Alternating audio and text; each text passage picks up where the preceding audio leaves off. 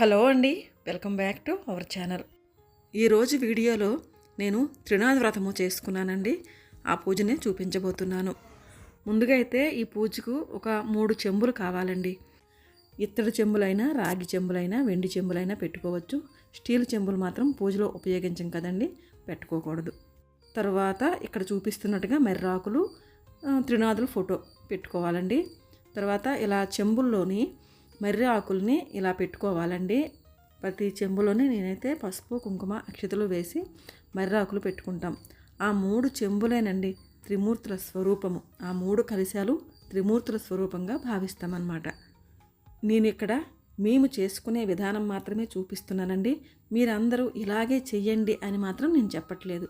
ఎందుకంటే మేము ఇలాగే చేసేవాళ్ళం కాబట్టి మేము చేసుకునే పద్ధతిలో పూజను చూపిస్తున్నాం. అయితే దీనికోసం ఒక 3 కొత్త ప్రమిదలు కావాలండి. అలా ఒక 3 కొత్త ప్రమిదలని తీసుకొని ఆ ప్రమిదలకి పసుపు, కుంకుమ, బొట్లు పెట్టుకున్నాను అనమాట. మేమైతే అండి మా చిన్నప్పుడు పుట్టమన్నుని తీసుకొచ్చి మేమే స్వయంగా చేసుకునే వాళ్ళమండి ప్రమిదల్ని. కాకపోతే ఇక్కడ పుట్టమన్ను అవన్నీ ఇప్పుడు ఎక్కడ దొరకవని చెప్పేసి ఇలా కొత్తవి అయితే కొనేసాను. కానండి మామూలుగా అయితే మేము పుట్టమన్నుతో తీసుకొచ్చి చేస్తామన్నమాట. ప్రమిదల్ని చేసి పెట్టేవాళ్ళం. మా చిన్నప్పుడైతే ఇదే విధానంగా ఉండేదండి. ఎలాగో ఆచమనకి ఒక పాత్ర, తర్వాత ఆ 3 కలశాలతో పాటు ఇంకో పాత్ర కూడా ఉండాలండి. ఉండాలి కంపల్సరిగా. ఇంకో చెంబుతో నీళ్ళు ఉండాలి, మనం ఏ పూజ చేసుకున్నా, ఈ పూజ కాకపోయినా. తర్వాత పసుపు గణపతిని కూడా పెట్టుకుంటాము. గణపతి పూజ లేనిదే అసలు ఏ పూజ అయినా అసంపూర్ణం కదండి, మనం చేయలేము కూడా. ఇలా అన్నీ అయితే నేను త్రిమూర్తుల పూజకు అన్నీ ఇలా అరేంజ్ చేసుకున్నాను. పెద్దగా ఖర్చు ఏమి ఉండదండి. ప్రసాదం కోసం వడపప్పు తప్పకుండా పెట్టుకుంటాము, అంతే అండి. ఎంత ఉన్నవాళ్ళైనా ఈ పూజను ఇలాగే చేస్తారు నాకు తెలిసి. మేము మాత్రం ఇలాగే చేస్తామండి. ఇంకా పెద్దగా ఖర్చు ఉండదు, ఏమి పెద్ద అలంకరణలు కూడా ఎక్కువేమి ఉండవండి. మర్రాకులు అయితే తప్పకుండా ఉండాలి. మర్రాకులు, వడపప్పు, తర్వాత మేమైతే కలశాల మీద 3 కొబ్బరికాయలు పెడతాము. ఆ 3 కలశాలనే మేము బ్రహ్మ, విష్ణు, మహేశ్వరుల స్వరూపంగా భావిస్తాము. ఇక్కడ అన్నీ సర్దుకున్న తర్వాత ఇంకా దీపాలు వెలిగించి ధూపం చూపిస్తున్నాను స్వామివార్లకి. ఈ పూజను కార్తీక మాసంలో కానీ లేదా మార్గశిర మాసంలో కానీ ఆదివారం సాయంత్రం చేస్తారండి. కార్తీక మాసం వీలు పడకపోయిన వాళ్ళు మార్గశిర మాసంలో కూడా చేసుకోవచ్చు. ఆదివారం సాయంత్రం మాత్రమే చేస్తారు ఈ పూజను. అలాగే నా చిన్నప్పటి నుంచి నేను చూస్తున్నాను.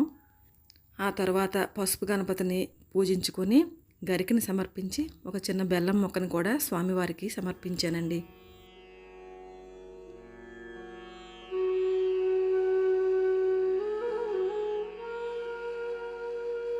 ఇంకా కలశాలు కాకుండా వేరేగా ఒక కలశం పెట్టుకుంటాం కదండి.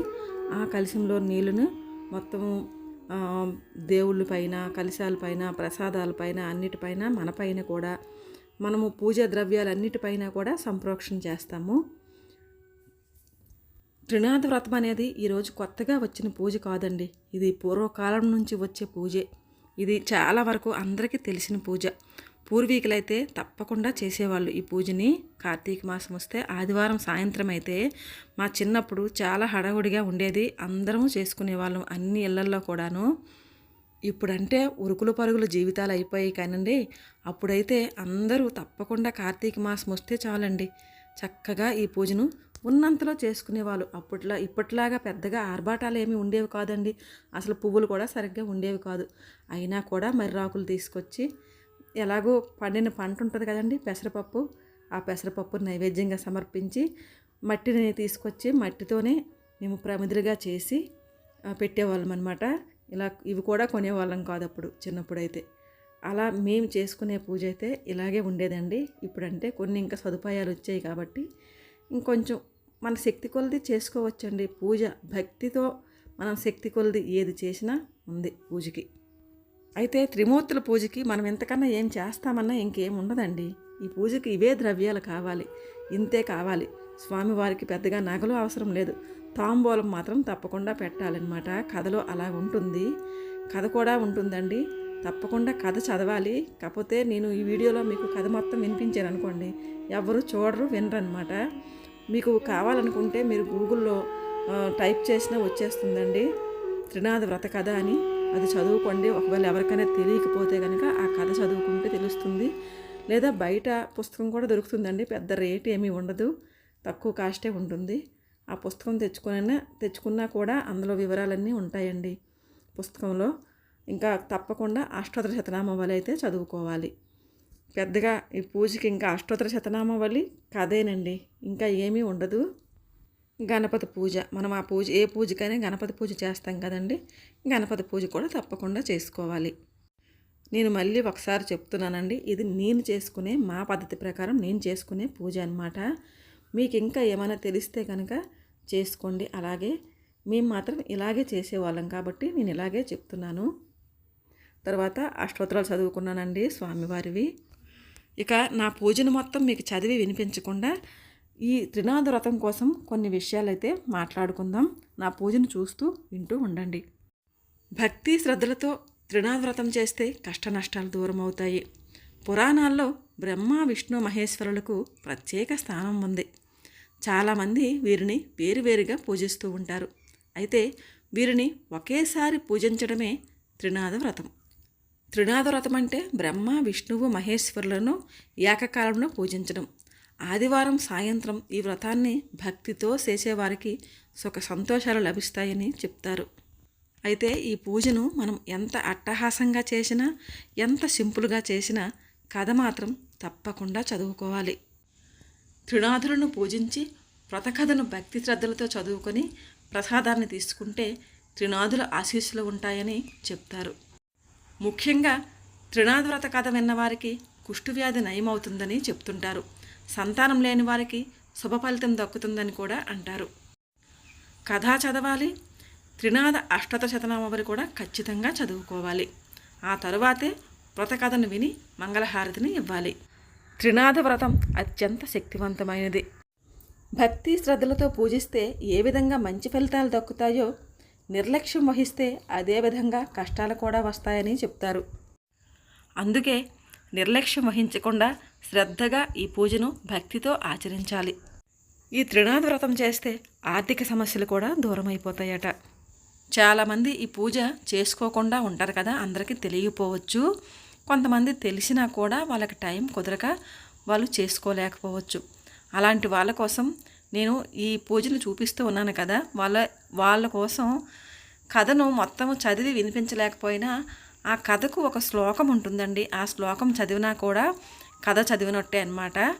ఇది చాలా చిన్నగానే ఉంటుందండి ఈ వ్రత శ్లోకము. ఇది నేను చదివి వినిపిస్తాను ఇప్పుడు.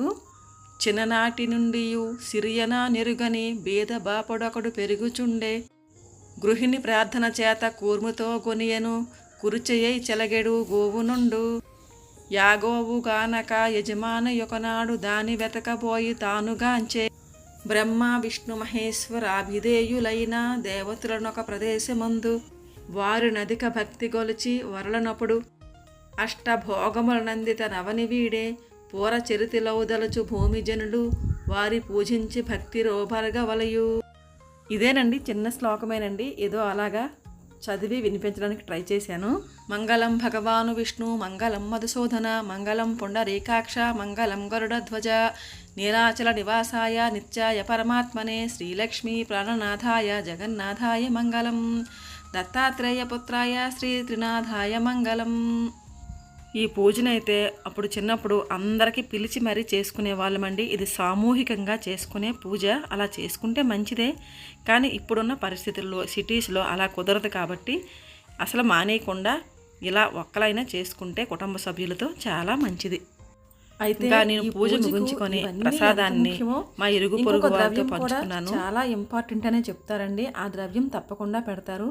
కాకపోతే అది సోషల్ మీడియాలో చెప్పకూడదని నేను చెప్పలేదండి. ఇదేనండి నేను చేసుకునే త్రినాద వ్రతం పూజ.